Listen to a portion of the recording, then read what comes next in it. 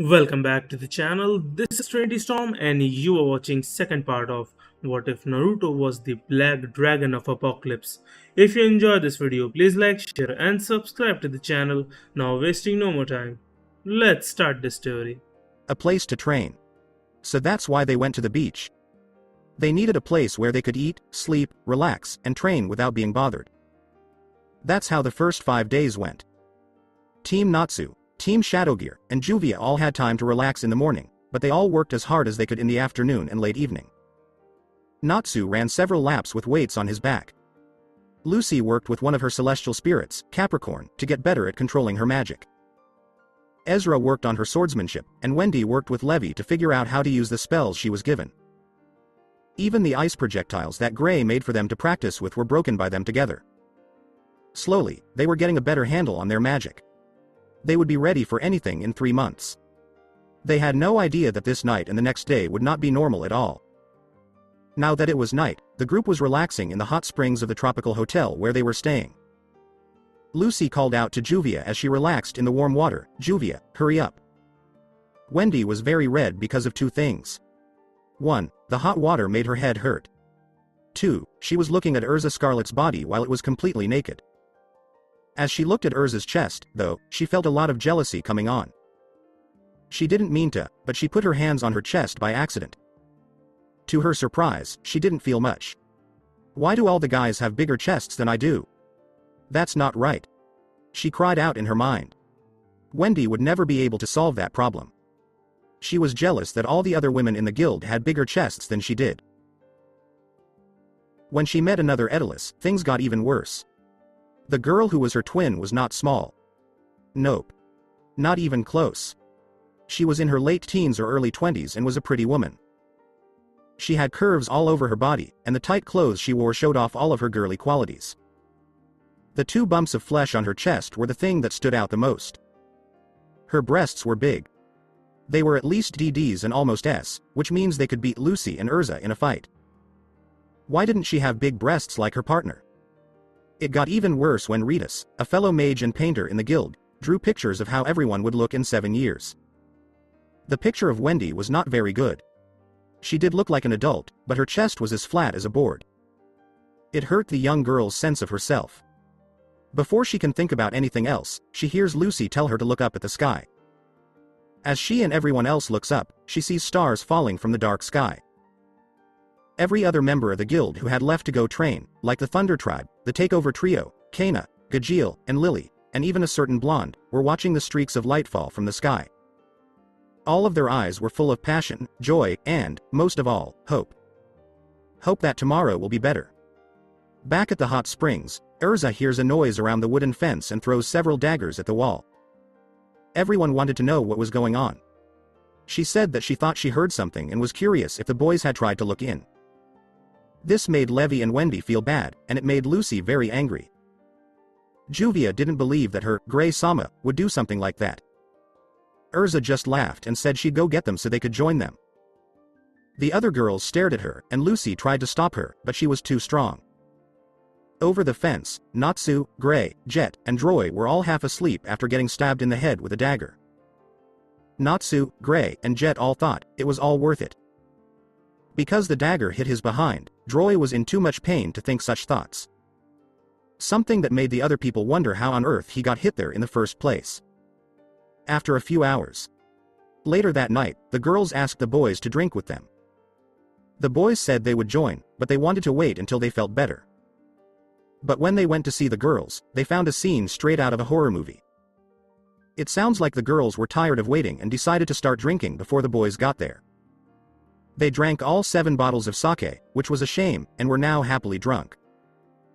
Lucy was swaying with a big smile on her face, Levi was laughing at anything she could see, Juvia was crying hysterically over Wendy's unconscious body, Wendy was passed out with swirls in her eyes and talking incoherently, Carla was being very bossy, and Urza was annoyed. What the hell is going on? They all yelled at the same time. All of a sudden, an empty bottle of sake flew at them. They duck quickly, and the bottle just misses their heads before breaking on the wall. Shut the hell up, you weaklings. You dare make us wait forever and don't even think about bringing more alcohol. Useless. That's what you guys are. Urza went on ranting while the guys just stared at her. Gray then went over to Natsu and whispered in her ear. Natsu, this is not a good situation. I say we sneak out slowly and let them burn off the alcohol in their systems. Natsu nodded. Okay, let's. Before he could finish, another bottle went flying and hit Gray on the head, knocking him down. Natsu yelled, Gray? When he saw his rival, best friend lying on the ground with a bump on his head. Urza yelled at them, looking even angrier. What the hell are you two whispering about? If you have time to talk, you have time to get more sake. Haha, Urza is so angry. Her face looks like a tomato. Lucy laughed. Ha ha ha ha, tomato. You're so funny, Lu-chan. Levi laughed and kept laughing. Then Urza stomped over and grabbed Droy by the hair. And you, Wakaba, when did you get so fat? I'm going to make you run until you burn all that fat, and you won't stop until you're back in shape. Urza, my name is Droy, Droy said, and he got out even though he was very scared. Urza was scary enough when she was sober, but when she was drunk, she was even scarier. He would rather face Acnologia than the Scarlet Mage in front of him, who was drunk. The holy mountain range of Fury could hear a loud sneeze. Urza didn't seem to notice him and grabbed Jet while he was on his knees. She then pulled the two of them to the other side of the room. Natsu watched in stunned silence because he couldn't help his guild members. When he heard Gray scream, he went over to him. He saw Juvia put her arm around him and try to make him drink. Gray-sama, come have a drink with me. Aye. He stutter-spoke, making Juvia cry again. Gray-sama, you never looked at her when she was in her bikini, and right now you were only looking at Urza-san. Am I not attractive to you? She asked, moving closer to him. Gray took a deep breath when he saw Juvia's breasts move behind her loose-fitting kimono. He wouldn't say she wasn't pretty and had a nice body, but he didn't think this was the right way for them to get closer. Juvia, it's not that. It's just that he was cut off when Juvia's lower half started turning into water. If you won't drink with me, then you should just drink me. Juvia was now on top of Gray, hugging him around the waist as her liquid body started to spill all over them. Gray cried out in vain, Gah! Someone help me. Natsu was going to call Happy, but he was teasing Charles. And he was the horse. Charles said, move it, snail. You're supposed to be fast like a horse. I command you to fly faster. Happy said, in a weak voice and was completely submissive to the girl he liked. Natsu just sweat dropped. He thought, even Charles. Then he felt someone staring at him, and when he looked down, he saw Lucy staring at him intently. He was worried. Lucy? He asked. Lucy kept staring at the blurry things she could see. Then she started to see two Natsus in her field of vision. She squealed with joy, yay, there are two Natsus. She was surrounded by hearts. Levi then walked up to her and told her she was crazy while he laughed. Natsu just kept staring, but he blushed when Lucy called his name and sounded so happy. Natsu say ah. Lucy cooed as she held an egg omelette in her chopsticks. Natsu yelled at her, this isn't your character. Then, Lucy went to a corner and sat down. Natsu is mad at me. He was confused and asked, huh? I just wanted to give you an egg omelette. Omelette. Hey, Lucy, I'm not mad at you, I swear, Natsu told his partner to cheer her up. She looked at him and asked him if he was serious. Really? She asked with hope. Honest, Lucy said, and he smiled back, which she appreciated. Things looked better for him. Then you should pet me. Then they went downhill just as quickly. Excuse me? He asked, not knowing what to do. She asked again, pet me. Natsu's eyebrow moved slightly as he looked at her with confusion. He asked, pet. You? To make sure he heard right. She then showed where her chin was. Pet me, she said. He kept staring at her, but finally gave in and scratched her chin. Then Lucy started to purr with happiness. She purred and two cat ears appeared on her head as she said, Nya Natsu is the best. That was the last thing Natsu could take, so he stood up and yelled. This is a fairy tale emergency, so all male members, please gather. When Natsu looked around, he didn't like what he saw. Jet was under Urza's foot, and Droy's throat was being cut by one of her swords. Charles still had Happy as his horse. Now, Julia was on top of Gray and trying to kiss me. Gray was barely able to stop her. Natsu was the last person still alive. Then, Natsu felt someone put their arms around him. When he turned around, Lucy was smiling at him. Natsu. Piggyback, piggyback. He stutteringly said, no. Way. In. Hell. Natsu, I have to go to the toilet. Take me there. As if. Then Levi came in and laughed. Go get her, Natsu, and try your best. Natsu growled, grr. And then grabbed her and took her to the toilet. Levi yelled, Natsu, remember to use protection. Good luck. One person was sitting on top of the support bins in their cabin. She drank her own bottle of sake while sitting with her legs hanging down. Mavis Vermilion did it. She decided to go to the beach with Team Natsu because they seemed like the most interesting group. Plus, she could see what his daughter was like by watching her. He didn't talk about her very often, so this was a great chance for her to get to know her. Now, though, she was just watching the show. Her guild had become a great place to be. Mavis laughed as she saw the fire mage rush out of the bathroom. Good luck. Hiccup. Natsu was upset, if not angry. In just a few hours, this day went from being great to being terrible. The girls got drunk and took one boy at a time until he was the only one left. Now, he was taking Lucy to her futon so she could sleep and get the alcohol out of her system. As he looked at her body on the futon, he remembered what Levi had said about keeping people safe. He turned red when he thought about what would happen because of what she said. He would say that Lucy wasn't one of the most beautiful girls in the guild. Even the fact that he has always been around her since she joined the guild didn't help. Plus, he's seen her naked more times than any boyfriend, girlfriend, or friend should. He'll admit that he thought Lucy was cute, but he never said it out loud. But as time went on, that cuteness became something bigger. After they woke up from their 7-year coma, this became even more clear. He couldn't get Lucy out of his mind, and he always made sure she was in his line of sight or that he was close to her. He also noticed that he made a lot of noise when some random guy called her a cat. He had a general idea of how he felt, but he wasn't sure. Igneel had taught him that how he treats someone depends on how he feels about them. When he had a burning feeling for someone of the opposite sex, it meant he was interested in that person, maybe even in love with them. Natsu was now a lot of different things. Loud, rude, annoying, strong-willed, stubborn, sometimes cruel, and a little bit perverted. He wasn't stupid, though. A little bit naive and sometimes stupid, yes. He wasn't stupid, though. He was thinking about something when he felt a hand grab his and pull him down. What the hell? He yelled, but his voice died as he looked up at the person who did it. Lucy was staring at him with a face that was hard to read. But the fact that Lucy was on top of him stopped him from talking. He stutteringly said, "LLL Lucy." Before getting close to his ear, the blonde closed the gap between them. She whispered seductively into his ear, "Natsu, I'm cold. Why don't you light a fire and keep me warm?" Natsu could feel the heat rising to both of his heads, and he was doing his best to cool off the other one. He took a deep breath when Lucy stood up again to look at him, and he started to blush when he saw that her clothes were getting looser and falling off her shoulders, letting him see her breasts better. Even though I had seen it many times, it was still a beautiful sight. She saw her fall again, but this time it was to his face. He could see that her pink, moist lips were slightly parted, which let her tongue come out and lick them slowly. He was so caught up in what she was saying that he didn't notice that his face was getting closer to hers. Loose. Natsu. Then, they kissed. Natsu tensed up when he felt like lightning was going through his whole body. It didn't hurt him like Laxus's lightning did. Seeing this made him happy. A lot of happiness. And he was still hungry. He looked inside Lucy's mouth more. Lucy moaned, but she didn't fight back. He licked her lips and told her to let him in.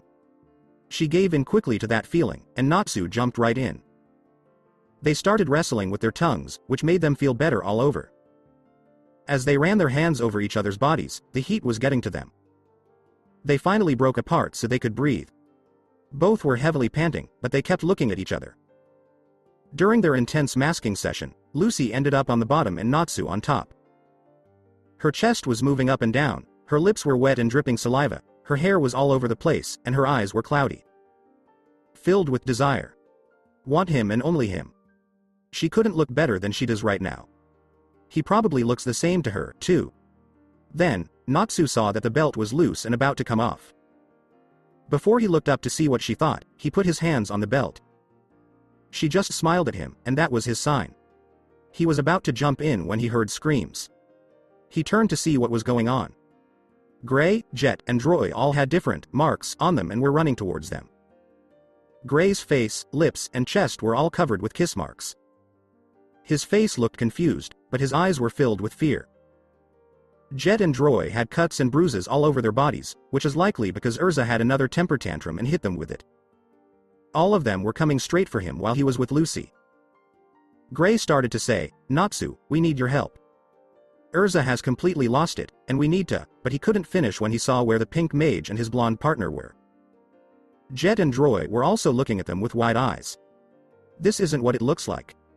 She just got on top and Natsu started to say, but the guys cut her off. They all said at once, "You mean to tell us that while we were suffering over there, you were making out with Lucy?" "No, I mean yes, I mean I." Natsu stuttered, not sure how to explain how he got to be where he was. He then felt two smooth, soft legs wrap around his waist. He looked down and saw Lucy's eyes sparkle with mischief. Lucy?" she asked. She just smiled. She licked her lips and said, "Come on, Natsu, let's pick up where we left off. An audience will make it more fun." Before any of the guys could say anything, they heard stomping. When they turned to see what was making the noise, they turned pale with fear. Urza was there, holding a silver broadsword that was pretty big. She yelled, "Where the hell did you go? You can't leave my house without my permission." She then noticed where Natsu was standing. All of the guys felt cold as Urza was surrounded by a dark aura. Natsu. With each letter, she said something scary. "You dare to take advantage of Lucy, have you no shame?" Wait, it's not like that," he cried, but Lucy just laughed and held him closer. She purred, "Natsu." Urza seemed to have had enough after that. All of a sudden, her magic got stronger, and swords started to appear all around her. They were all pointing at the boys. The boys were now terrified and shaking. She yelled, "You boys like playing, huh? Well, let's play." The boys screamed, "We're sorry. Someone save us." To the sky. It was going to be a long night before the boys could sleep, if they could sleep at all. The morning after. The next morning, all of the girls had pounding headaches from all the drinking they did the night before. Because of this, I couldn't train that morning or for most of the early afternoon. When they couldn't remember what happened or what they did last night, they decided to ask the guys if they could remember. But what they found was not what they thought they would find. The boys were all huddled together in a corner of their room. They all looked sad.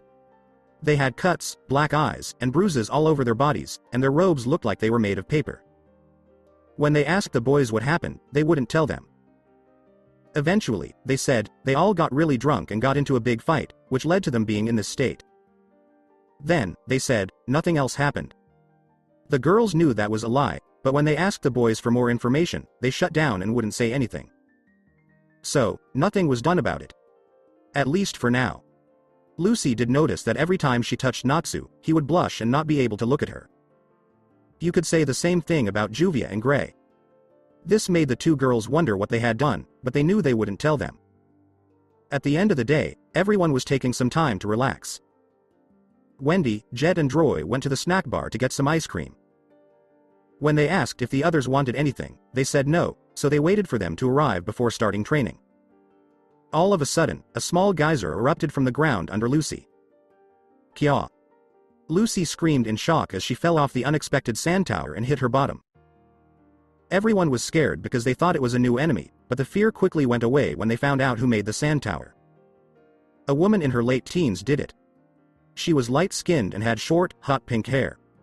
Her eyes were blue as the sky. Her clothes were those of a maid, with cuffs on the wrists. Her clothes seemed to go well with her curvy body and clear cleavage. It was one of Lucy's spirit guides, Virgo. Virgo? Lucy yelled out in surprise. Everyone felt better when they saw it was someone they knew. Mistress, it's good to see you again. You look well. Virgo responded. What's going on, Virgo? Where are you? She looked at her feet. Mistress, I want you to go to the celestial spirit world with me. The king wants you and your friends to talk to him. I really need you all to come with me. Eh? The king of the celestial spirits wants to talk to us? Lucy yelled out in surprise. The rest of Natsu and Juvia's team was also shocked. So that the celestial king would want to talk to them. It must have been a very bad thing. Virgo, what's going on in the heavens that the king needs me to help? With worry in her voice, Lucy asked. Virgo just frowned and then lowered her head. Please, mistress.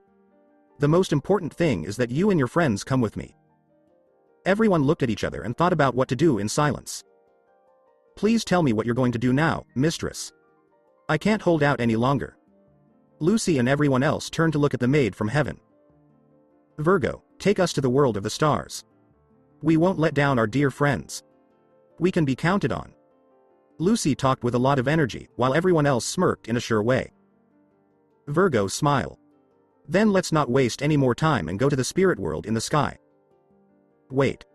Can regular people get into the spirit world? Lucy asked as a circle of magic appeared below them all. Don't worry, lady. When we get there, I'll give you all clothes. Then, in a flash of light, they were all gone. World of the Celestial Spirit. When the group got their bearings again, what they saw shocked them. There were thousands and thousands of stars in the sky. Several things that looked like planetoids floated around the night sky. Even what looked like pirate ships sailing through the air was visible to them. When they turned around, they could see that they were standing on an asteroid. Around them were a number of colorful crystals that shone brightly. The same stuff was even used to make the trees. In front of him was a gate that led to a stony path that went above the ocean and led to different places. The mages also noticed that all of their clothes came from the spirit world of the stars. Lucy wore a blue dress with gold details, a white bow around her neck, a short blue skirt with navy tights and gold and black shoes, and a white bow around her neck. Natsu wore a similar outfit, but her trousers and boots were brown instead of black. Levi wore a bandana around her head and a long green dress. Julia wore a white dress with a short skirt and loose white sleeves. Urza and Gray wore green and silver clothes that showed a lot of skin. Everyone was surprised by what they could see. This is the spirit world in heaven? Lucy spoke up. Everyone stood still and looked at what was in front of them. Out of the sea of heaven came a tornado. Welcome back, my old friends. They heard a calm voice. When the tornado stopped, a tall person could be seen. At his full height, he was easily as tall as Acnologia. He was wearing a full set of plate armor. The upper part of his torso was covered by a chest plate, which was connected to the massive, overlapped, and pointed pauldrons. His arms were protected by counters with spikes on them and gauntlets that reached up to his upper forearms. He wore a dark chainmail under his clothes. A dark belt with a simple square buckle wrapped around his waist and held up a light shirt that reached to his knees. The front of the shirt was open to show the waistguard underneath, which was made of two pointed plates that rested on top of a rectangular leather section. The two leather sections were held together in the middle by a belt with a buckle that looked like a four-leaf clover. He seems to be wearing dark trousers with leather bands around them, pointed polans, greaves with two separate plates that overlap and sabatons over dark shoes that are barely visible. He also wore an open helmet with a stylized, upside-down star just above the opening and a small, fin-like ornament sticking out of each side. The sides of the helmet had two huge horns that pointed up, and the top of the helmet had 3 or 4 feather-like ornaments with thin beginnings that grew into thick tufts. A large, dark cape with very torn edges at the bottom was fastened around his neck with a small, round clip. Even though there didn't seem to be any wind, the cape was flapping in the air. His huge white mustache that went diagonally down to his lower torso was the thing that stood out the most. This was the king of the heavenly spirits. The king of the spirits of heaven? Everybody yelled. He's so big. Happy and Natsu both yelled. Everyone just stared at the king in awe of how big and strong he was. Now, my friends, now that you're here. He started to say as the area around him started to glow. Everyone else was waiting to hear why they had been called. Now we can start the party. As he spoke, the spirits of the other zodiac signs came out, including Loki the Leo, who was also a fairy tale mage. They all just stared at each other. Wait? Lucy shouted. Virgo said the spirit world in the heavens was in danger? Virgo, what the hell? Virgo just smirked. Oops. I lied. Lucy just stood there and stared in shock as everyone else laughed. Hey, friends. I told Virgo to bring you all here so we can have a party. Party? was what they all thought. To celebrate your brave return to the world after 7 years away. To remind you that our bond will never break, no matter how much time goes by or how far apart we are. We'll be friends as long as we're both in heaven. He showed off by making a funny pose with 2 small fans while the other spirits cheered. All of the fairy tale mages cheered and jumped when they heard about the party. Aries and Cancer talked with Natsu and Happy. Aquarius was asking Julia if she had a boyfriend while Lucy looked on with sympathy. Levi was getting some reading materials. Gray and Urza were having a great time eating the delicious food they were serving. While this was going on, the Celestial King could tell that a large magical source was moving towards where his guests were. A well-known source of magic. So, you've decided to show up, my old friend. My old friend, do your best. Know that your journey will be dangerous and full of darkness. I'll be there for you again, just like I was 400 years ago. He smiled big and looked up to the sky. Good luck, Naruto. Back at the beach, while Wendy, Jet, and Droy were confused as they looked at the empty space where their friends were. Jet asked, "Where did they go?" Wendy could smell something in the air. It smells like celestial magic. Everyone must have gone somewhere with Lucis Ghost. She told him. Why didn't they wait for us? Asked Droy. It probably wasn't a big enough deal for us to help. Jet spoke back. Wendy nodded. It's likely that we should keep training until they come. Most likely, they'll be back by the end of the day. The boys agreed and decided to eat their meals before going back to work. Wendy went into the forest by herself to try out some of her spells. She was now using her new spell to try to break a big rock. As she got the magic energy she needed for the spell, she started to give off a white glow. She takes a wide stance and spreads her arms out in front of her. Soon, a wind barrier wraps around the boulder and the Wendy. She then moves her arms in an anti-clockwise direction as the winds around her target start to move towards her. Dragon Slayer's secret art, Shattering Light Sky Drill. Metsuryu Ogi, Sha Tanksen. The wind funnel wrapped around the boulder. Soon, the rock started to shake. Slowly but surely, it started to rise up into the air as cuts started to show up on its surface.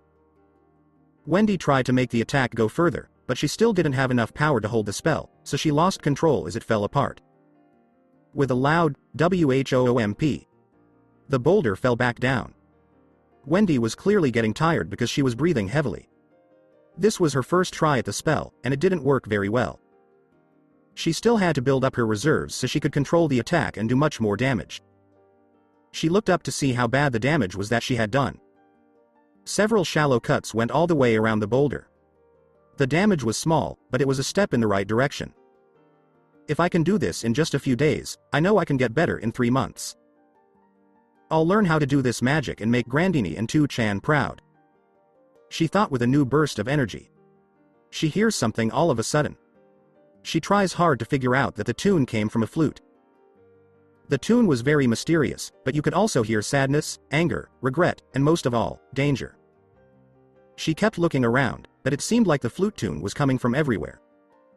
She was not able to figure out where the source was coming from. Wendy did not find this funny. In some ways, she was very angry. She was still tired from that spell and didn't want to do this, but that didn't mean she would give up without a fight. You coward, come out and show yourself. Your music doesn't scare me. She yelled to the forest around her. She looked down and saw a red glow. When she looked down, she couldn't believe that her necklace was glowing red. It can't be. She turns around when she hears the leaves rustling and sees a figure coming towards her. The man was at least 5 feet 7 inches tall. He looked to be between the ages of 18 and 24. He was wearing a long black cloak with a silver zip that went all the way down to his waist.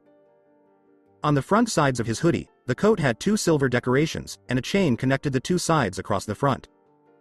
After the cloak, you could see black trousers with knee guards and black boots. He was wearing black gloves and had his eyes closed as he put a black ocarina to his lips. Wendy's voice caught in her throat, and she couldn't help but stare at the man's face. He had the same spiky blonde hair and whisker marks on his cheeks as she remembered. Naruto Marvel had done it. The man who gave her life. He stopped playing the flute and put his hands down before opening his eyes. His blue eyes were narrow and looked at her dark brown ones. Wendy just kept staring in silence. When she finally spoke, she asked in a shaky voice. "Oh, Oto-sama?" Naruto just gave a small, soft smile. "Konbanwa my Chibi hime. How do you feel?" At the time, Wendy did the only thing she could think of. She passed out. Naruto looked at her form and was confused for a moment before he let out a small laugh. Like mother, like daughter. Hinata-chan, right? He looks her over before carrying her back to her cabin in a bridal style. They were way behind and didn't have much time to catch up. When Wendy opens her eyes, she is looking at a moving ceiling fan.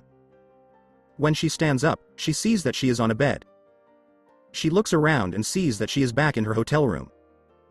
The dark sky outside tells her that it is late in the evening. What went wrong? I remember training with the skill drill until... And then she remembered who she saw before everything went black. Oto-sama. She screamed in her head and jumped out of bed. When she looked around, she was surprised to see that it was empty. The place was empty. She was the only one there. The girl felt her world fall apart, and soon she started crying hot tears. Who am I kidding? I can't believe I thought my two-chan would come looking for me. She yelled at herself for a long time about having that dream. Finally, she decided to go outside, wash her face, and go for a walk at night. Imagine how surprised she is when she opens the door and sees her dad standing there with a book in his hands. Wendy just stood there in shock, hoping that she wasn't dreaming and that her father really was there.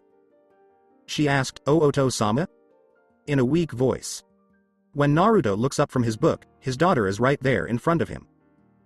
He sets down his books and sends them into his pocket dimension. Then he walks slowly towards her. He got down on one knee so that they could see each other. He puts his hand up to her, which makes her move a little bit.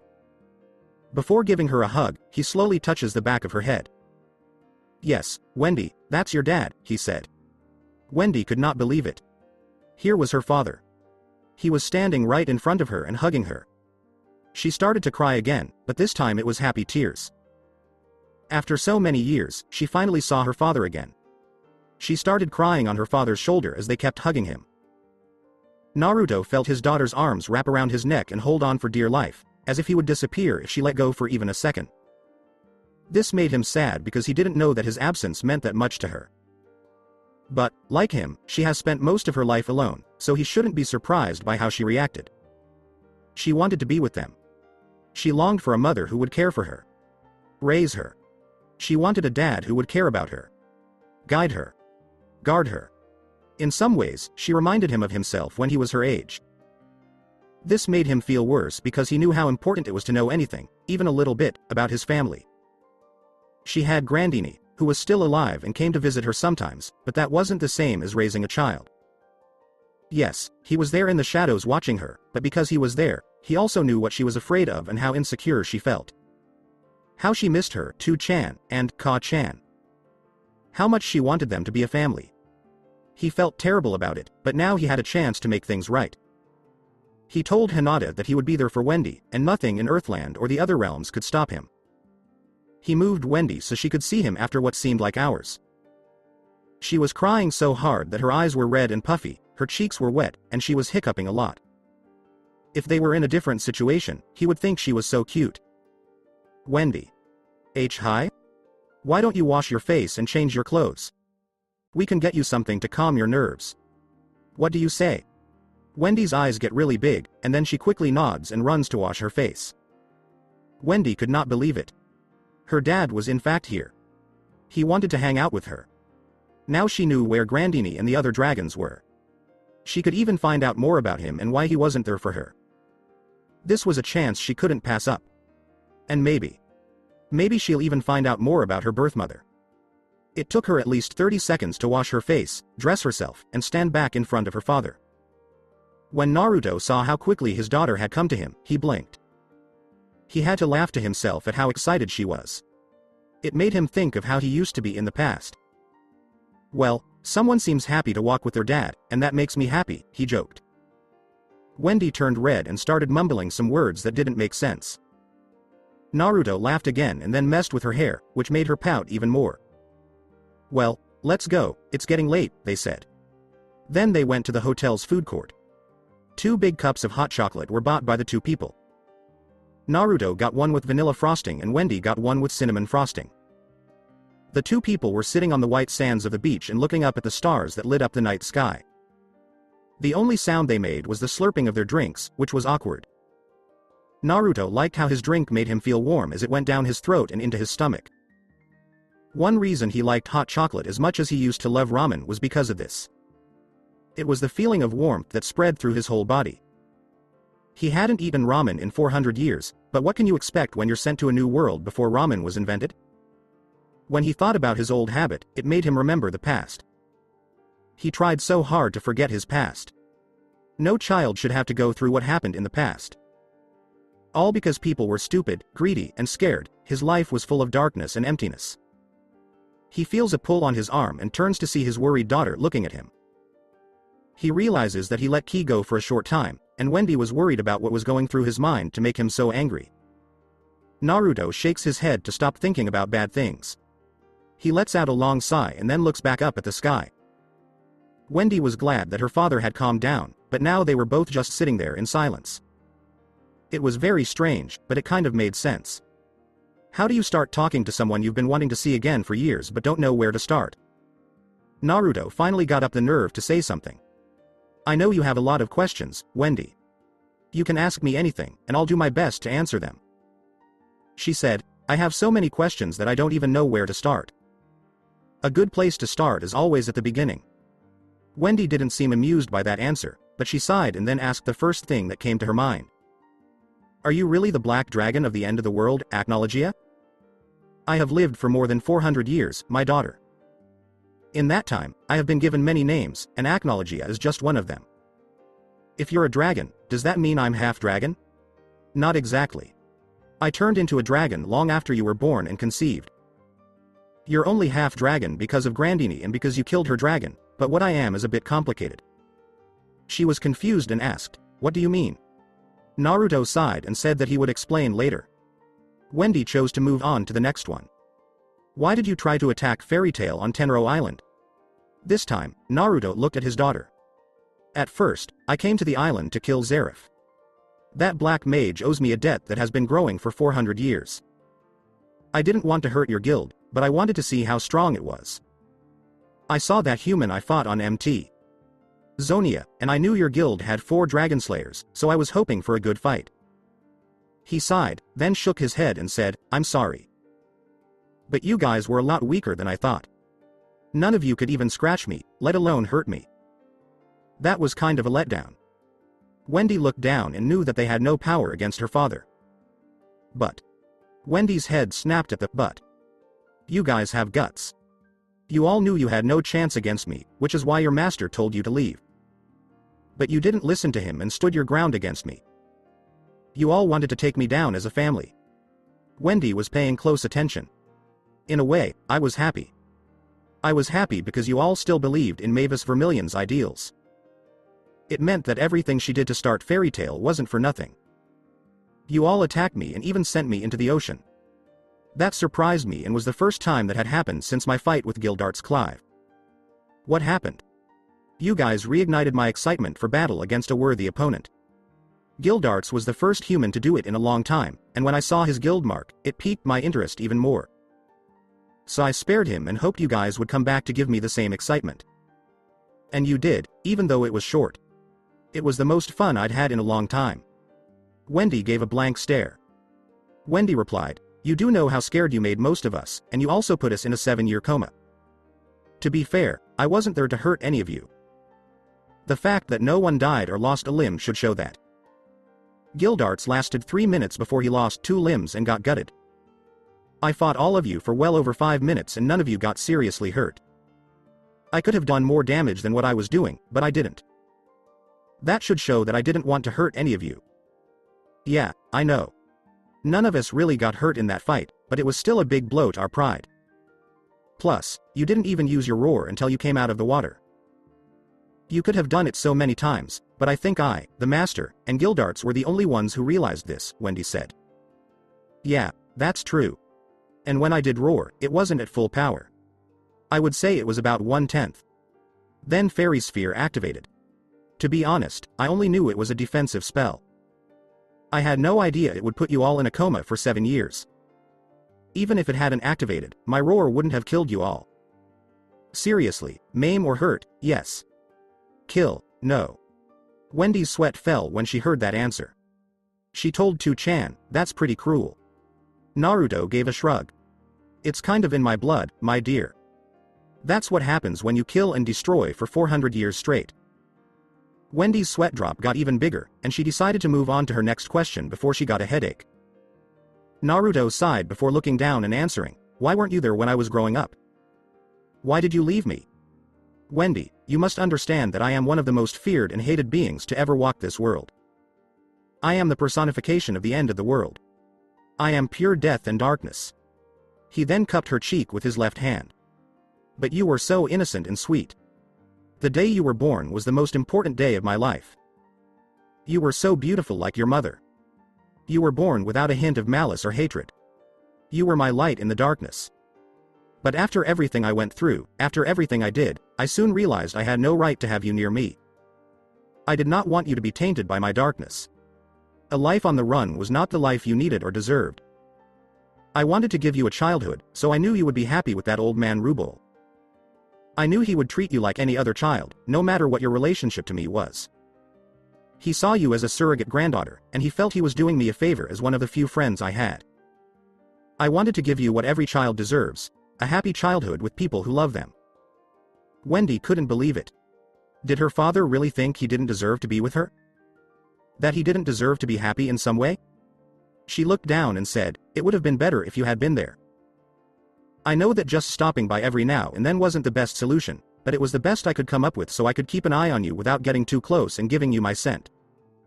Then Wendy grabbed her dad's arm and gave him a tight hug. It doesn't matter what you did. You went so far to keep me safe so I could have a happy childhood. That shows that you're not just the monster that the world thinks you were, and I'm grateful for that. Even though you lived far away, you always came to see me and spend time with me. That made me happy to know that my Tu-chan did love me. So I'm glad to have you as my dad, and I do love you too, Tu-chan. When Naruto's daughter said those wonderful things, he stopped in his tracks. She was a truly lucky person, just like her mother. Both of them could see the good hidden deep in the darkness. Just like Grandini, Anna and Irene. All the women in his life and his friends always saw the good in him, even if he didn't see it himself or thought he didn't deserve it. Wendy, you don't know how much it means to me to hear you say things like that. But I haven't earned the right to hear you say things like that. But I hope from now on to earn the right to hear you say things like that, he told her as he hugged her, and she happily hugged him back. They stayed in that hug until Wendy moved to ask her next question. Tu-chan, what happened to Grandini and the other dragons? They all went missing 14 years ago. You must know something. When the question was asked, Naruto jerked. Something Wendy picked up on. Why do you do that? When Natsu asked you the same question, I saw you go through a range of feelings, anger, sadness, and then shame. Tu-chan, what happened?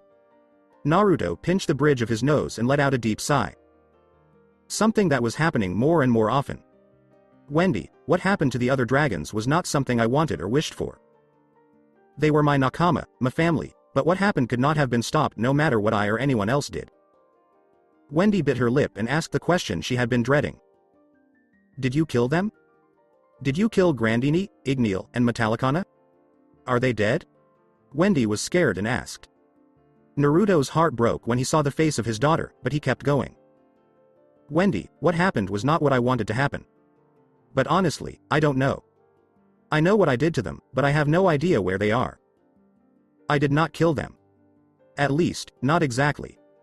I honestly don't know where they are. That is the truth. Which was true. He hurt them and, in a way, killed them, but they got away and he doesn't know where they went. He has an idea that might be true, but he didn't want to give her false hope that would be dashed later. So there's a chance that she's still alive somewhere? Wendy sighed. Like I said, that's a maybe. I can't say for sure or say it won't happen. Even though it wasn't what she wanted to hear, it was better than nothing. What were you doing here, Wendy? I could feel your magical energy here, but I don't know why. Wendy then talked about how her guild had fallen to the bottom of the list in fury. They found out about Grand Magic Games and how it was the best way to get back to the top quickly. It was going to happen in 3 months, so there was plenty of time to get ready. They came to this place to train and have some fun. She told him that they had made some progress, and that she had even done the sky drill after just a few days, which made him very proud. She then told him about the whole thing with the sake, for which he scolded her and reminded himself to get the other members for letting Wendy drink. She then said that she went to get some ice cream, and when she got back, she found that her team, Juvia, and Levi had left using some kind of magic from the heavens. Now I'm just waiting for them to come back. I don't know what's taking so long, she said, a little worried that her friends hadn't come back. Naruto just gave her friends and the Celestial Spirit King a facepalm for being so stupid. I would beat that Baka Clover King for his tricks if I weren't friends with him. Now I need to start talking to Wendy. Wendy, I hate to tell you this, but I don't think you'll be seeing your friends anytime soon. Wendy looked worried and asked what he meant. Wendy, after I left you in your room, I checked the area and felt the celestial magic. The problem is that the celestial magic led to the celestial spirit world, where time moves differently than on Earth. Wendy shook her head in puzzlement. She asked, how is time different between the dimensions? Because she was interested in how different the dimensions were from each other. Before he dropped the bomb, Naruto sighed. Well, 1 day in the celestial world is like 3 months on Earth, he said. Wendy stopped moving. What? I told you that you won't see your friends for 3 months, which is when the GMC will start. Wendy just looked at him with a blank, empty look. Naruto was scared, so he snapped his fingers at Wendy. Wendy? She cried out. You mean to tell me that all of our planning went down the drain? I don't know what to do. I can't get stronger without help? She kept going on and on about how sad she was. Naruto just looked at the show his daughter was putting on, and he felt like he and his queens had been there before. It was scary in a way. Wendy. I think I have something for you. This caught the blue-eyed girl's eye. One of the reasons why I came here was to ask you something. What question did you want to ask me? Would you like for me to train you? Wendy's eyes widened. Really? You really want to train me? Naruto nodded. Yes, my dear, I want to teach you how to be the best you can be. I'm going to work on your magic to kill dragons. I also have some offensive spells that will give you more options when fighting. Even though sky dragons aren't the best in battle, I think I can make up for it by teaching you drive mode and maybe even dragon force. Wendy was standing right in front of her father with stars in her eyes. Really? Yes, I do swear. Wendy took a deep breath and then looked at Naruto, which made him raise an eyebrow. If I agree, there are some rules you must swear to follow. Can you make that promise to me? Naruto gave her a serious look and wondered what she could be thinking, but he decided he had to do this to win her trust. I swear on my life to the dragons that I will follow your rules, no matter how crazy or stupid they are. As thunder boomed in the clear, he swore very loudly, which made some people on the beach confused. Wendy was shocked by how far her father would go, but she decided to keep going and put up 5 fingers. First of all, don't be gentle or hold back. If I want to be strong, you have to push me past my limits. I'm sick of being weak, and you're the only one who can make me stronger right now. Second, you tell me everything there is to know about you. I'm talking about everything. From the moment you were born until you met Zeref and Master Mavis. Third, I want to know about my real-life Ka-chan. I should know more about her and find out what happened to her. I don't remember much of what you used to tell me. Only you can tell me anything about her. Fourth, I want to know what you and the dragons did. How did you become that monster that everyone knows you as? Finally, I'd like to hang out with you. Instead of being teacher and student, they were father and daughter. I want to spend some time getting to know you and making memories with my 2-chan. Naruto looked down and thought about what was being asked. He didn't expect the requests to be as simple as they were, but he couldn't back out now because they were going to open old wounds. Some old things were going to come out, and he had to be okay with that. He stared at his daughter straight in the eyes. I swear that I will follow those rules as best I can. You can trust me as much as a dragon. Wendy nodded and then gave him a big smile that made him laugh. Alright. As he stood up and looked at the dark horizon, Naruto said. Go pack up your stuff, and we can. Wendy ran to her hotel room to get her things before he was even done. It took her less than 5 minutes to get her things, leave a note for her friends, and come back to the beach. Naruto had to wonder if Wendy got Hiraishin from Minato through her blood. He laughed and shook his head. He moved his arm forward, and a black and violet portal opened in front of them. He took a look at her. "Ready?" "Yes," she said. "Let's go." And when the two of them went through the portal, it vanished into the night as if it had never been there. Not sure where. When Wendy figures out where she is, she sees that she is in a forest.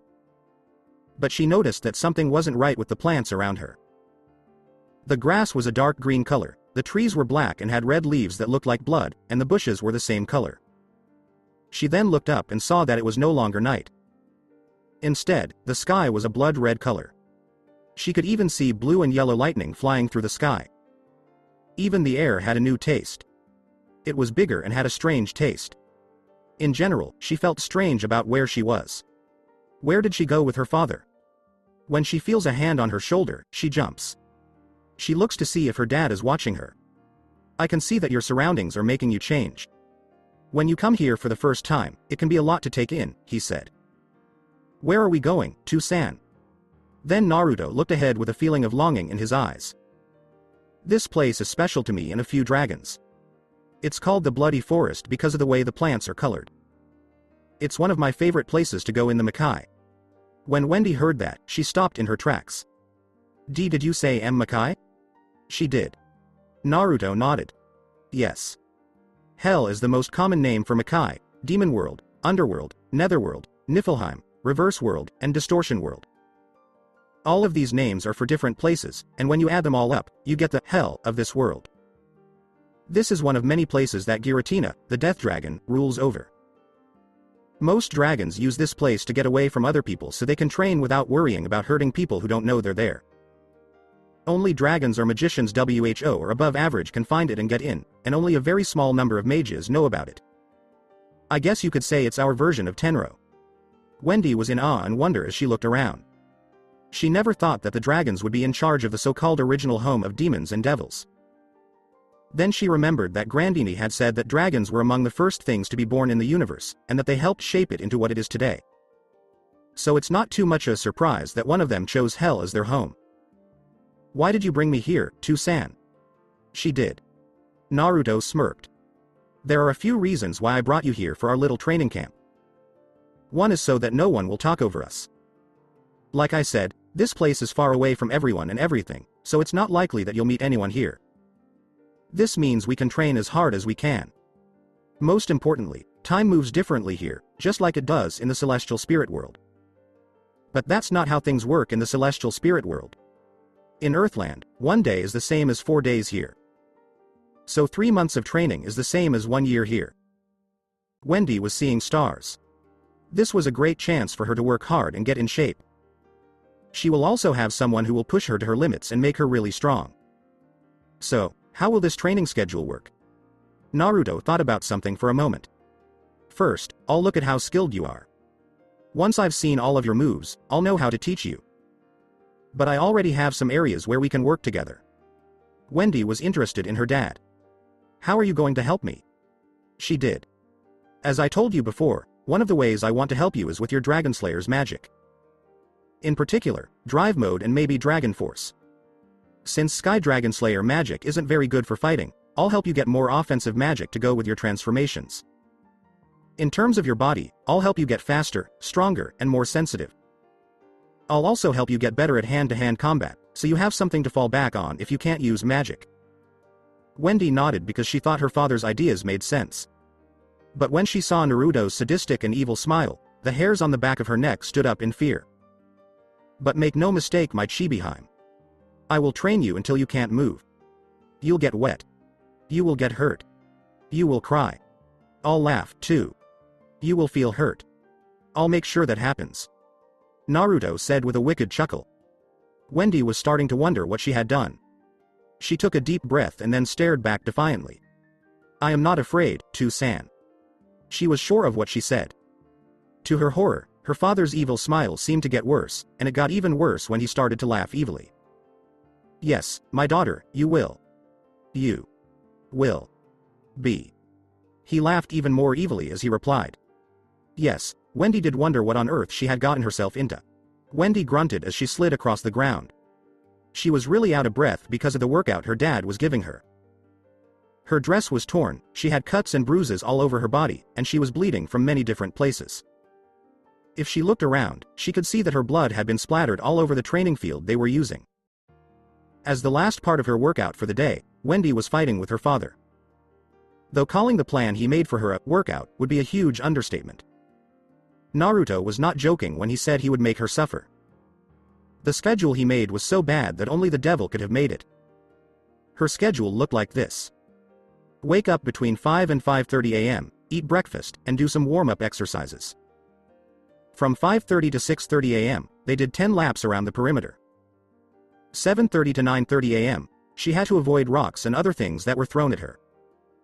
9:30 a.m. to 10:30 a.m., climbing up broken walls and sometimes avoiding projectiles. 10:30 to 11 o'clock, time for lunch. Balances on her hands or feet on tiny platforms from 11:30 to 12:30. From 12:30 to 3:30 p.m., she worked on being flexible and doing acrobatics. 3:30 to 6:30, magical control, training for magical reserve, and then making and practicing new attacks. From 6:30 to 9:30 p.m., she fought hard with her father. 9:45 to 10:45 p.m., dinner, finally some time to relax, and then bed. It goes without saying that the poor little Dragonslayer's first few days were pure hell. Her father was a real monster who liked to hurt people, and he didn't mind showing it to her. He said he wouldn't hold back and would push her to the limit, and boy, did he show that he would keep his word. As she was cut, bruised, and had her bones broken, she sweated, bled, and cried. For the last few months, that was how every day went. Even with everything going on, she kept going and kept pushing herself harder. No matter how hard her father tried to push her down, she would get back up and challenge him again. A voice said, "Wendy." She looked up and saw that her father had gotten out of his fighting position. "You can relax. That's it for the day." Wendy let out a sigh before collapsing on the ground. Naruto walked over to the girl and saw that she was already asleep because she was so tired. He couldn't help but feel proud when he looked at his daughter. Even though he didn't hold back, he was afraid of pushing Wendy too far. Despite that, he was surprised by how determined his daughter was. No matter how hard he hit her, she always got back up and was ready for more punishment. He couldn't be more proud, to be honest. Even though she wasn't as strong as a dragon, she made up for it by having a dragon's heart. Naruto then put his hand out in front of him with his palm open. All of the blood that had been spilled, which was mostly Wendy's, began to gather in his palm until he had a ball the size of a baseball. Before he opens his mouth and eats the blood ball, he licks his lips to get ready. As the sweet taste of cinnamon and honey went down his throat, he let out a sigh. Naruto looks back down at Wendy and laughs when he thinks about the first time he did something like this in front of Wendy. It was really fun to watch. Back in time a few weeks. WWWWW what? How did you do that? Wendy asked as she watched her father drink her blood as if it were just water. The poor girl looked like her head was going to explode. Naruto looked at her and then laughed out loud. "You're right. I still haven't said who I am. I suppose now is as good a time as any." He thought for a moment, then turned back to his daughter. "Remember when you asked if you were part dragon because of me and I told you that my biology was kind of complicated?" Wendy nodded. "Well, to answer your question from back then, the simplest way to describe me is as a mix of things. I am half dragon and half devil or demon." Wendy was surprised and looked up. Her dad was a demon dragon, right? That would explain why some of the books she read about her father called him a demon or monster that rose from the heel of his foot. It's funny, given where she is now. But then an idea came to her. Is that why the books of Zeref call you the last demon? You're a dragon from hell? Do you want to kill Zeref because of this? Because he made you part demon. Naruto just face-palmed. For the sake of Kami, you can only make one deal with that black mage, and it will last for the rest of your life. He took a look at her. To answer your question. Yes, Zeref was the one who turned me into a demon dragon, which is why I want to kill him. Why I want to kill him is more about what happened after he changed me than about how he changed me in the first place. Wendy watched him with interest. What do you mean? Naruto sighed and looked at her with sadness in his eyes. What I mean is that when I was turned into a demon, I lost control of my body and became a mindless beast. When I turned into a dragon, this got even worse. I killed and destroyed every living thing I could see. Nothing could escape my anger. Friend or foe, it didn't matter. I killed all of them. When I finally came to my senses, it was way too late. All of my brothers and sisters died. My father was dead when I killed him. My wife was gone, you and Zeref were gone, and the dragon race was almost over. The fighting ended with a whimper, not a bang. Wendy looked sad at her father, but she had one question that kept coming back to her. Why did you do it? Why did you try to get help from Zeref? You just wanted more power, right? Naruto gave a head shake. No, I didn't do it for power alone. Believe it or not, Zeref was a friend of mine and the dragons at the time. I almost feel like I could call him my friend. Wendy's mouth just dropped open in surprise. What? Naruto nodded. That's one more thing that makes me want to kill him. Backstabbing a friend is one of the worst things you can do. And from my point of view, Zeref did that to me. I was cursed with these powers because of him. I just wanted the power to protect you and the other dragons, but that turned out to be a terrible idea.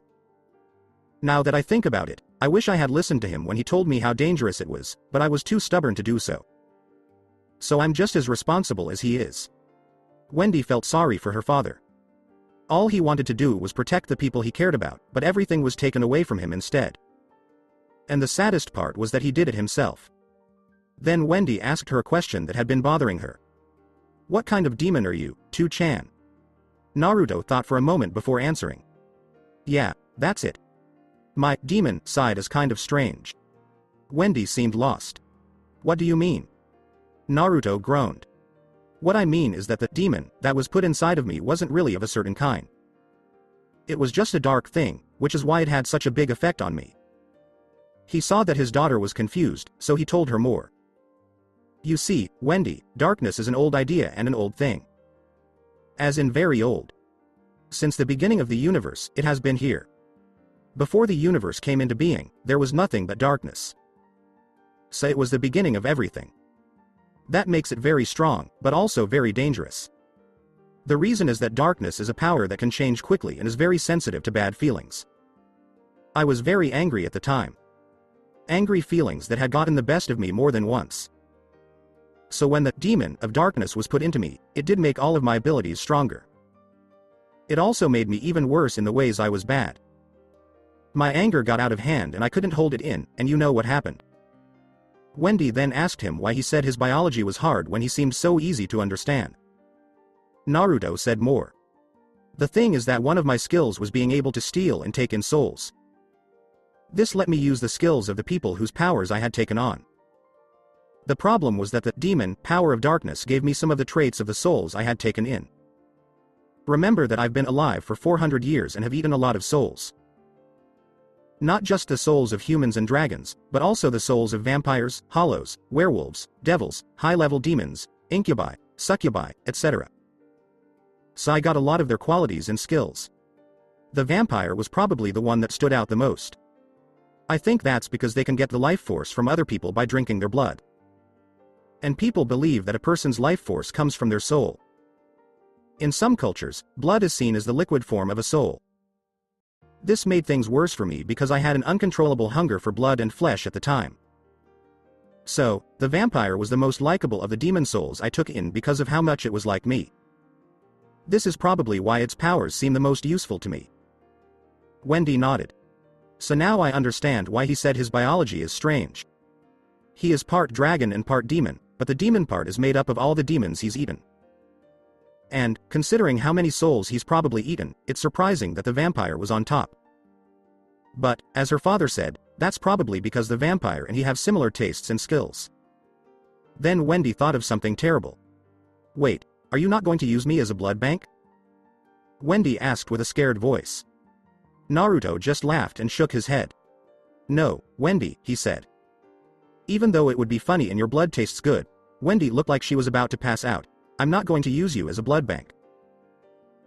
I've had enough time to learn to control these urges, and even if I couldn't, there are alternatives to human blood. Some of these alternatives are drinking animal blood, absorbing magic, eating hot foods, and having sex with a willing woman. I could use all of these to stop any urges I might have for blood. But, as I've already said, I can control such urges. For a minute, Wendy looked confused. Naruto seemed interested. He finally asked, "What?" She asked him, "2-chan, what sex?" Naruto looked at her blankly, then started laughing so hard he couldn't stop. Ha. Oh Kami, you haven't had the talk yet. I thought your guild leader, Grandini, or one of the women in your guild would tell you that. Naruto just made a funny face at her, which Wendy didn't like at all. But it looks like the job has been given to little old me. This is going to be very exciting. Then Naruto was very happy to tell his daughter about the birds and the bees. Wendy couldn't look at her father for more than a few seconds without getting so red that she looked like a tomato for a few weeks. Like he said before. Like mother, like daughter. Naruto shakes himself out of his funny flashbacks and bites his forearm to let his blood flow out. He then moves his arm so a steady flow of blood will flow into Wendy's mouth and wounds. Wendy would already get better because she was a dragon slayer. His blood just made the process go much faster. Another good thing about being part vampire. He could already see that the small cuts and bruises were healing and going away. He quickly picks her up like a bride and walks back to where they are camping. Wendy groaned and blinked her eyes open. When she looked up, she saw the dark Makai sky staring back at her. She tries to stand up in a daze, but pain shoots through her whole body. I think you should sit down for a while. You need to let your body rest. When Wendy turned around, she saw her father cooking dinner over a fire. He was cooking different kinds of meat, vegetables, and herbs. The dinner was roasted ham with rabbit stew with vegetables on the side. The smell was really strong, and Wendy's mouth was watering as she watched the delicious meal being made. When Naruto looks up, he sees that his daughter is hungry and that she is drooling. When he saw the girl, he couldn't help but laugh. When Wendy hears this, she glares at her dad. "2-chan, what's so funny? That look on your face is priceless. You look like you could pounce on the food any second. It's funny to see how that looks from the other side." Wendy pouts and turns away. After a few minutes, the two of them are eating their food. Well, Naruto is, and Wendy ate everything as if it were the last meal she would ever have. Again, Naruto couldn't help but think back to when he was as old as Wendy. Wendy sees that her father's eyes have a look of longing in them, but she doesn't pay attention to it for now. Instead, she gulps down her food and washes it down with a jug of water. She gasped, "Best meal ever." Wendy narrowed her eyes at her father and blushed as she said, "Well, I appreciate the compliments on my cooking, my Chibi hime. I told you not to call me that. It's embarrassing." Naruto just laughed more. "But why? It's true that you're young and cute, which makes you a Chibi. You're also my daughter, which makes you a princess in my eyes, so Chibi hime seems like a good name for you." 2-chan. Wendy whimpered in embarrassment, but he just smiled at his daughter's antics. After talking for a while, Naruto decides to make tea for the two of them to help them calm down. Now, the father and daughter are drinking tea made from the green leaves and herbs Naruto had gathered earlier. The two people like the quiet of the night, except for the cackling of the fire. Naruto has noticed that Wendy hasn't said much in a while. The two of them would usually talk about Wendy's life at this time. During the 6 months he had been away, he had learned a lot about his daughter. He learned about her life in Fairy Tail, how she met the other members of Fairy Tail for the first time, the battle against the Oración Cease, the battle with the artificial dragon, Naruto growls at that monster, her adventures in Edelus, and the big fight between Fairy Tail and Grimoire Heart. It wouldn't be enough to say that the Dragon King was proud. He couldn't believe that Wendy could keep up with the other mages, many of whom were S-ranked. She was better at what she did than he was at her age. 2-chan. Someone yells, waking him up from his thoughts. He looks up and sees that his daughter has been calling him for a while. Before he looks at Wendy, Naruto shakes his head. "Sorry, I was lost in my own thoughts again." "What were you asking?" Wendy just giggles. "I was wondering what you were thinking about because you looked like you were giving something a lot of thought and your eyes looked like you were remembering something." He gives her a smirk. "I was thinking about how fast you ate and everything you told me about what you've been through, and it reminded me of how I was when I was your age." "Oh, I see," Wendy said. Her mood changed all of a sudden, and Naruto raised an eyebrow at this. He wondered what he might have said that would make his daughter change. Wendy was looking at the ground, trying to decide if she should say what she was thinking. She finally gets up the courage to look for her father. Wendy asked, "Tu-chan?" "Yes, my dear?" He asks. "Can you tell me what you were like when you were my age and what your childhood was like?" Wendy noticed right away that her father's mood had turned very cold, and that his face was full of sadness and anger. He let out a sigh and then looked down at the ground. "Are you sure you really want to know?" "Yes, I do, Tu-chan. I want to know everything there is to know about my daddy." Wendy was shocked by what she saw when Naruto looked up. In the blink of an eye, her father seemed to have aged several hundred years right in front of her. He looked like a bitter old man who had lived a life of pain and misery and had lost all hope. "I was not raised in a kind way, my daughter. This could change your view of people, and you might start to hate your own kind. Are you willing to take that chance?" He asks Wendy, who gives him a determined look in return. "I know that. When I came with you, I knew that a lot of what I thought I knew would be put to the test. But I want to understand you, Daddy. I want to know what made you who you were when you came to Tenro Island to train me in hell. Nothing will ever change the fact that I am your daughter and you will always be my father." Naruto didn't say anything. He just smiled a sad smile, sighed, and looked up at the sky. "Where to begin with my life?" he says out loud. Wendy says, "The beginning is always a good place to start." Naruto laughs, then turns to look at his daughter. "Well, you have to know where I came from to understand my life," he says. Wendy seemed interested. "I'm not from Earth. I'm from a different dimension." Wendy screamed. She never thought her father would be on another planet. He didn't sound like he was from Edelus by the way he said it. No one in Edelus could naturally use magic like that of Earthland, and since her father was a human before he turned into a dragon, he had to have come from somewhere. So, the question was where her father had grown up. "Well, to answer the question that's been bothering you, I'm from a place called the Elemental Nations." Wendy asked, "Elemental Nations?" Naruto indeed. Yes, the world was divided into countries, or nations, with smaller ones surrounding the bigger ones. The 5 biggest countries were called the 5 Great Nations, and they were the strongest countries in that dimension. Each country had a shinobi village, which was the military force of each country. Shinobi were the ninjas of my world. Naruto stopped for a moment before Wendy nodded, and then he said. The Kage was highest rank a shinobi could achieve and were considered the strongest of the village and sometimes led said village. However, there were several beings that were stronger than the Kage himself. Shinobi fought similar to mages. Unlike mages that used Eternano and spells, shinobi used chakra and jutsu. The big difference is that chakra is created, maintained, and replenished within a person's body. It acts also as their life force. So their chakra goes down to 0, then they die.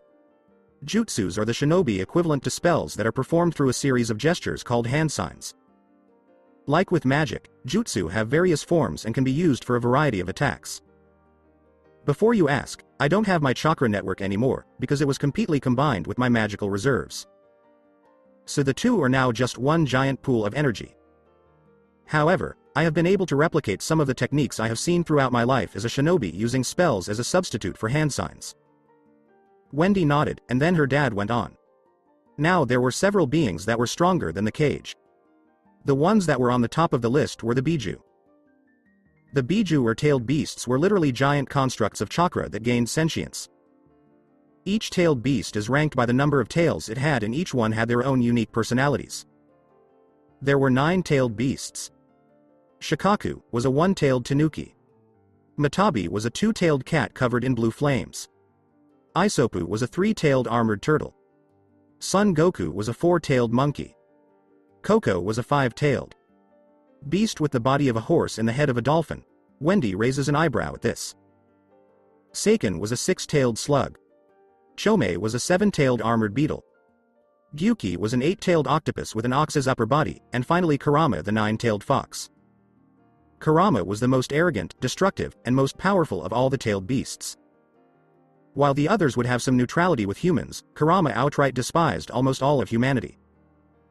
There were only around 6 humans he may have actually respected, and out of those 6, only 2 of them he actually cared about. Naruto sighed and took a deep breath because the explanation was so long. Wendy just took in everything she was told. Her world was similar to this one in some ways, but the differences were as big as night and day. And the Biju sounded like they were like the dragons on Earth. She was curious about what would happen if the two groups met. She gave a shiver.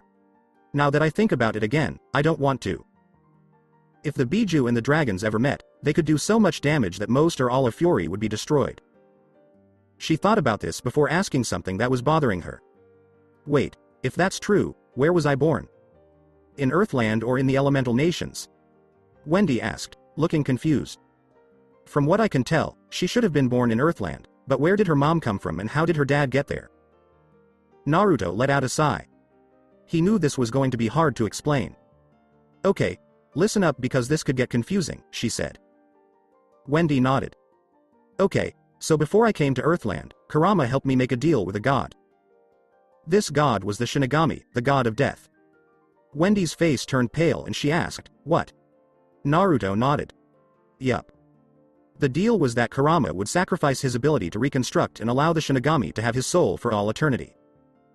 In exchange I get all of his powers and abilities, and be allowed another chance at life somewhere else with you. The Shinigami agreed, and froze time for a period of time. He explained that myself and your mother will spend one night in a void that would last a year, but to the outside world only a few hours would pass. So during the year we procreated, and you were the result. When your soul had developed enough to exist, the Shinigami took it and bonded it to my soul. He explained that you will continue to exist so long as I lived. If I wanted you to be born I needed to find another woman to carry and give birth to you. Kinda like a surrogate mother. I asked if the person I choose can have some qualities added to you, and he asked why. My reason was that if anyone was gonna give birth to you, it had to be someone I trusted and loved as much as your mother. I also wanted her to have just as much acclaim as your parent as your mother and myself. Naruto stopped for a moment as he thought about Anna, his blonde bombshell of a wife. When she likes you, she is kind and caring, but when she doesn't, she is loud and rude. When I got to Earthland, I fell in love again with a woman named Anna. After we had been together for a while and wanted to get closer, I told Anna everything. She thought it was a privilege to carry you, and she was glad that some of her qualities would be passed on to you. That's why your hair is a brighter shade of blue than your mother's, and why your eyes are brown instead of blue or lavender like mine or Hinata's. In a way, you should be happy. You've had 3 amazing women to call your mother, Hinata, Anna, and finally Grandini. All 3 are very special women, and I couldn't have trusted any other woman or dragon to be your mother. Wendy just thought about what she had heard and looked down. She was very happy and very sad at the same time. She was glad that she found out more about her mother and about herself. She was glad that she had 3 loving mothers and a father who did so much for her. She was sad, though, because she might never see any of them again. But she didn't let it make her feel bad. Her parents wouldn't like that, and she wouldn't let them down. She decided something about the story that had been bothering her. "2-chan, how do you know so much about Kurama-sama? Why did he help you? You talked about him like you were close friends," she asked. Naruto just smiled. "Well, Kurama was sealed inside of me, so I know a lot about him." She yelled, "What?" in shock. People who had a Biju sealed inside of them were called Jinchuriki. This was also known as the power of human sacrifice. Jinchuriki gained huge amounts of chakra from the Biju sealed inside of them. They were also able to harness and use the power of their Biju, even being able to transform into them. However, Jinchuriki were seen as nothing more than weapons of war that the villages used to keep the others at bay. Wendy was shocked by what her father seemed to be saying. "What are you saying?" She started, but Naruto's nod cut her off. "Yes, I was Kurama's last Jinchuriki." Wendy was taken aback. If her father was Kurama's Jinchuriki, what kind of miserable childhood did he have to go through? "2-chan, what did you mean when you said that you were the last Jinchuriki of Kurama?" she asked, dreading the answer she would get. Naruto got up, walked over to Wendy, and knelt down so he could see her better. Before Naruto spoke again, Wendy was getting scared of the intense look. "I was getting to that. Now, I'm going to show you my memories to make things easier. If I told you everything, we'd be here all night. I'll show you how I came to be, the worst day of my life, the hell that was my childhood, my life as a shinobi, the day I was betrayed by my friends, the day you were born, and the day I died." Naruto closed his eyes and yelled, "Byakugan." When he opened them again, his eyes were a pale, shining white. He then poked Wendy in the head with the middle and index fingers on his right hand. "Get ready, it's going to be a bumpy ride," he shouted as his glowed brightly. Wendy's eyes widened, and hers started to glow the same white color as his. With those milky eyes, Wendy could see everything. The day her grandmother Minato and grandfather Kushina met. The day her dad came into the world, he lost everything. When the council said he should be killed. When he was kicked out of the orphanage and spent years living on the streets. He was beaten, tortured, and violated in every way possible during those days. He spent months trying to kill himself, but he was terrible at it. When he saved Hinata's mother from being taken away, he also saved her from being picked on by bullies. He spent a lot of time in the academy and worked hard to become Hokage. He got his diploma and found someone who cared about him. First time meeting his teammates and sensei. His first important mission outside of the village and how he became Wave's hero. The attack on the village of Waterfall. The Chunin exams, meeting Kurama, and the invasion were all crazy things. His battle against Shikaku. His search for Tsunade, the next Hokage. His job was to keep Kyoki, an actress, safe. The fight to get his friend who had left the team back. The last time he was lied to. His time in jail while he was waiting to be killed. Wendy's mom coming to see him and telling him something. The agreement he made with Kurama and the Shinigami. The fox gave Naruto and Hinata his power. The time Wendy was born, Wendy blushed so hard that she couldn't see anything, but luckily she didn't have to. On the day he was put to death and set on fire, he made fun of them until he turned to ash. Finally, after what seemed like hours but was really only a few minutes, the spell was broken, and the two were back in the real world.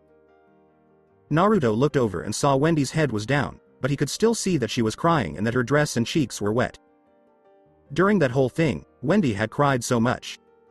She cried so much that her eyes couldn't make any more tears.